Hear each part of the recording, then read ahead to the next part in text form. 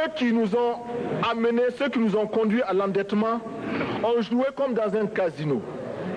Tant qu'ils gagnaient, il n'y avait point de débat. Maintenant qu'ils ont perdu au jeu, ils nous exigent le remboursement.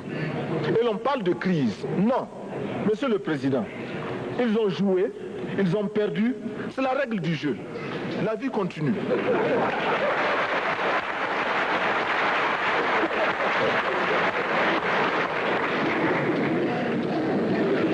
Nous ne pouvons pas rembourser la dette parce que nous n'avons pas de quoi payer. Nous ne pouvons pas rembourser la dette parce que nous ne sommes pas responsables de la dette. Nous ne pouvons pas payer la dette parce qu'au contraire, les autres nous doivent ce que les plus grandes richesses ne pourront jamais payer, c'est-à-dire la dette de sang. C'est notre sang qui a été versé. On parle du plan Marshall qui a refait l'Europe économique. Mais l'on ne parle jamais du plan africain qui a permis à l'Europe de faire face aux hordes hitlériennes lorsque leur économie était menacée, leur stabilité était menacée. Qui a sauvé l'Europe? C'est l'Afrique. On en parle très peu. On en parle si peu que nous ne pouvons pas, nous, être complices de ce silence ingrat.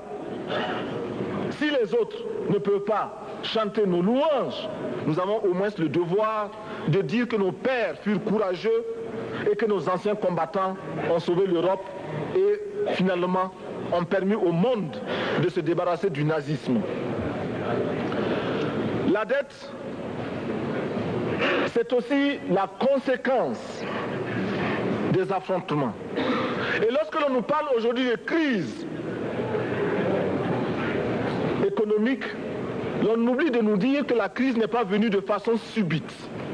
La crise existe de tout temps et elle ira en s'aggravant chaque fois que les masses populaires seront de plus en plus conscientes de leurs droits face aux exploiteurs.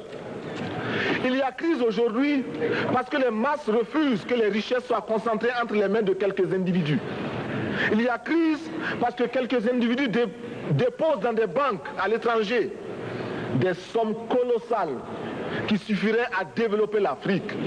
Il y a crise parce que face à ces richesses individuelles que l'on peut nommer, les masses populaires refusent de vivre dans les ghettos, dans les bas quartiers.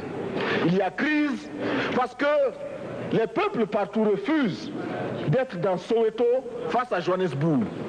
Il y a donc lutte et l'exacerbation de cette lutte amène les tenants du pouvoir financier à s'inquiéter. On nous demande aujourd'hui d'être complices de la recherche d'un équilibre. Équilibre en faveur des tenants du pouvoir financier.